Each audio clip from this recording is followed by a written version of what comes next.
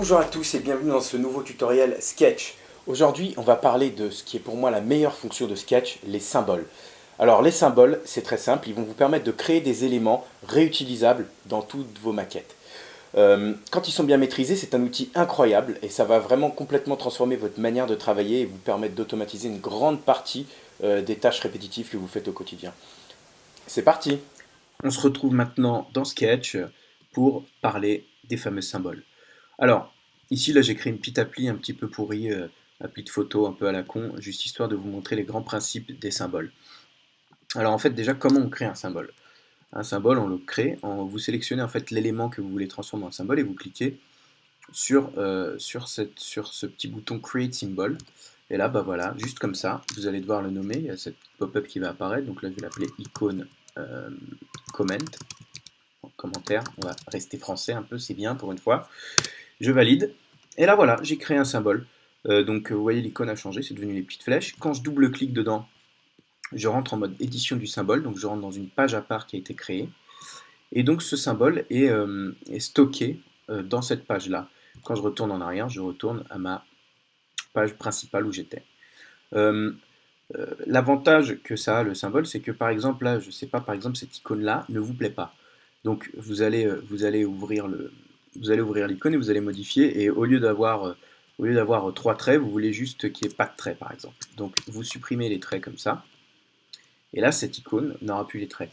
Et ce, où qu'elle soit. Ça veut dire que si vous avez cette icône, vous l'avez 50 fois dans différents artboards, eh bien, vu que c'est un symbole, vous allez pouvoir le modifier une fois et qu'il réapparaisse partout. Donc c'est un gain de temps colossal.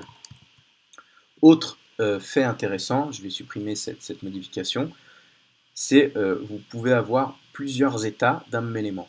Donc là, vous voyez par exemple, j'ai cette icône de cœur. Donc j'ai cette icône de cœur, je vais la transformer en symbole, je vais l'appeler icône like. Et là, je vais aller chercher une icône de like plein. Donc vous allez avoir cette icône-là, l'icône de like plein, CTRL V pour la coller. Et je vais transformer ça en icône like plein. Je vais l'appeler hop. Donc ça, du coup, c'est devenu un autre symbole. Je peux maintenant supprimer ce symbole, sachant que, en fait, il existe quand même dans ma page symbole, là, comme vous pouvez le voir ici. Je le supprime. Et là, en fait, ça va me permettre de faire ce qu'on appelle un override. Donc, cette icône-là, quand je la sélectionne, ce symbole, ça me fait apparaître ce petit menu ici, qui va me permettre en fait de la remplacer par n'importe quel autre symbole de la même taille. Il faut vraiment faire attention à ce que ce soit de la même taille. Donc là, en l'occurrence, voilà, je l'ai remplacé par ce symbole-là, mais ça peut être n'importe quel autre symbole en fait. Donc c'est vraiment comme vous voulez. Là, voilà, je vais faire ce truc-là. Icône menu, point. Et on va toutes les faire.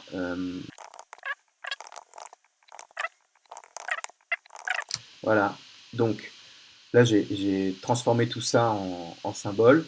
Du coup, ça va me permettre de pouvoir vous montrer les overrides un peu plus en détail. Donc là, par exemple, ce truc-là, ce menu 3 points, il est un peu pourri. Donc on peut le remplacer par un menu, je sais pas, chat. Je dis ça au pif, hein, ça ne sert absolument à rien. Mais voilà, donc là, en fait, on va peut-être pas mettre les notifs, mais on va plutôt mettre les likes. Donc on va transformer avec cette icône like. Et ici, on va peut-être mettre la même icône que ce qu'il y a sur le commentaire pour que ce soit plus simple à comprendre. Et voilà, simplifier un peu l'appli. Donc voilà, en fait, ce que vous permettent les overrides, remplacer par un autre symbole de la même taille n'importe quel symbole. Ce qu'il y a d'aussi de génial avec les overrides, c'est que ça marche aussi avec le texte. Donc là, par exemple, si je transforme ce petit header là, je le transforme en symbole, je l'appelle header, ok. Et ben là, ma turfu app, je vais pouvoir l'appeler Hugo app, voilà. Et en fait, on peut changer le texte comme ça. Ce qu'il y a également aussi hyper intéressant, c'est que quand vous avez un symbole qui comprend d'autres symboles, donc là, voilà, je vais retourner en arrière pour que ce soit plus un symbole, et je vais mettre ce menu-là, là, je vais le mettre là-haut. Donc, je vais le dupliquer en appuyant sur Alt, ça c'est les mêmes raccourcis que chez Adobe. Je vais le mettre comme ça, bien le centrer. On va le mettre un peu plus proche du bord, comme ça, à 16 pixels. Et donc là, j'ai Turfu App, on va mettre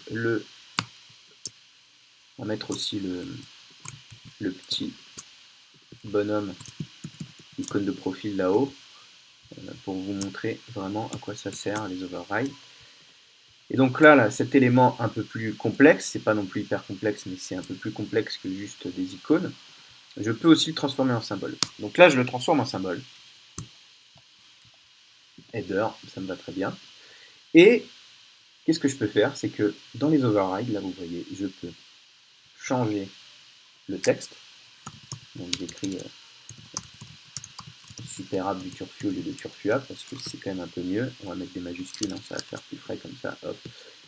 J'écris super app du turfu et après, la chose la plus géniale, c'est que je peux changer ces icônes-là. Donc là, je vais me dire que je vais mettre l'icône de menu 3 points et que là, je vais mettre en fait l'icône de menu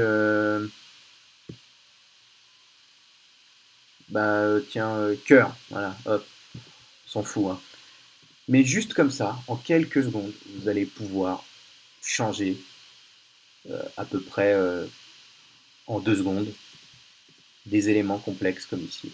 Donc c'est valable aussi si vous le faites avec cette barre ici en dessous, vous pouvez la transformer en symbole et ce sera le même principe. Donc ça marche avec le texte, ça marche avec les icônes, c'est assez génial et ça permet d'accélérer énormément la rapidité avec laquelle vous allez travailler. Alors, il y a aussi des petites techniques de filou ou de beau gosse ou de tueur à gages, si vous préférez, qui vous permettent de gérer la couleur directement dans les symboles. Parce qu'en fait là, ce que vous ne voyez pas, c'est que si je change la couleur de ce symbole cœur là, je vais dedans et je change sa couleur. Donc c'est hyper pratique. Hein. Là, je le mets en rouge et partout où il apparaît ce symbole, il sera rouge. Ok, donc c'est bien. Là, il est dans le header, il est là et il est rouge. Mais c'est quand même un petit peu chiant. Parfois. Parfois, on ne voudrait pas que ça se passe comme ça et on ne voudrait pas avoir à changer chaque symbole individuellement. Alors pour ce faire, il y a une technique qui existe. En fait, elle consiste à utiliser des masques. Donc là, vous allez créer dans votre n'importe où, en fait, vous allez créer un carré comme ça. Donc on va dire qu'il fait, on va le faire 24 par 24, 24 par 24. On va lui mettre une couleur. Donc là, je vais lui mettre celui-là, je vais le mettre rouge. Je vais en créer un autre. Je vais le dupliquer celui-là. J'en crée un autre et je le mets vert d'eau comme ça. Là, j'en crée encore un autre et je le mets violet. Donc j'ai ces 3 couleurs-là et je vais les transformer en symboles.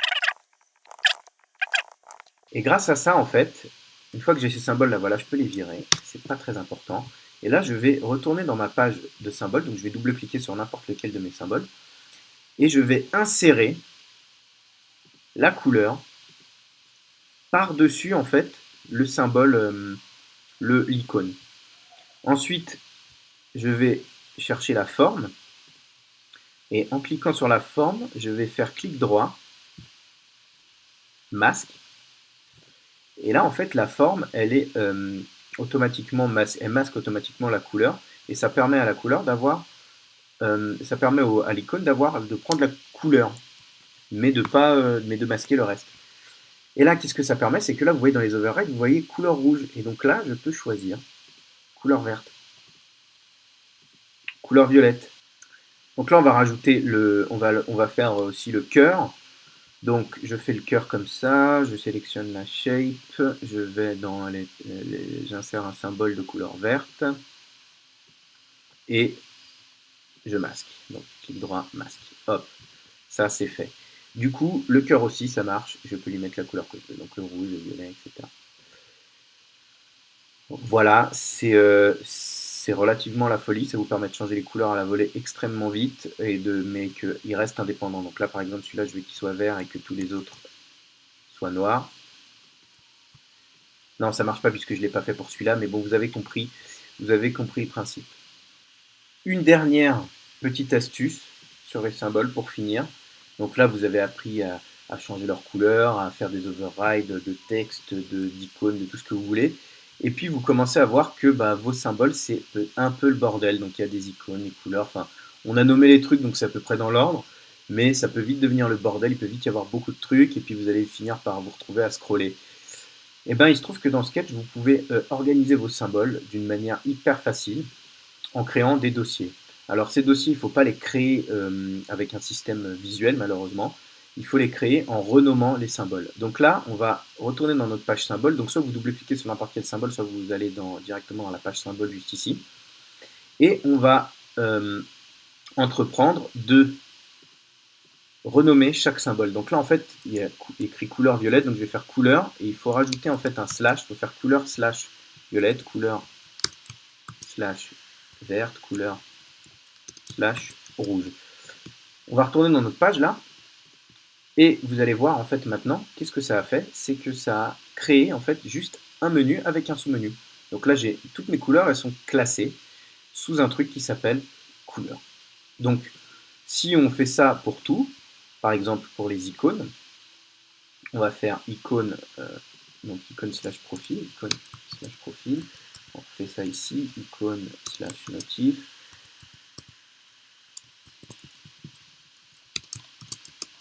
Vous allez voir que du coup toutes les icônes que vous allez insérer, elles vont être cachées dans icône. Il faut savoir que vous pouvez faire ça aussi longtemps que vous voulez. Ça veut dire que vous pouvez mettre autant de slash que vous voulez, ce qui va vous permettre d'avoir des arborescences hyper complexes. Donc là, je vais vous montrer l'exemple en fait de ce qu'il vous donne avec Sketch. Il vous donne le kit iOS. Donc là, vous avez dans ce kit iOS un premier niveau, ensuite un deuxième niveau, et un troisième niveau, et parfois même un quatrième niveau. Donc là, vous avez les barres, barre de navigation, barre de recherche, barre de statut, et dans barre de navigation, vous avez navigation, navigation, machin, combination, action, on white, navigation de Safari, segmented control. Vous avez des tas de trucs, et ils ont tout rangé de cette manière-là. Et bien, vous pouvez aussi le faire pour avoir des documents ultra propres.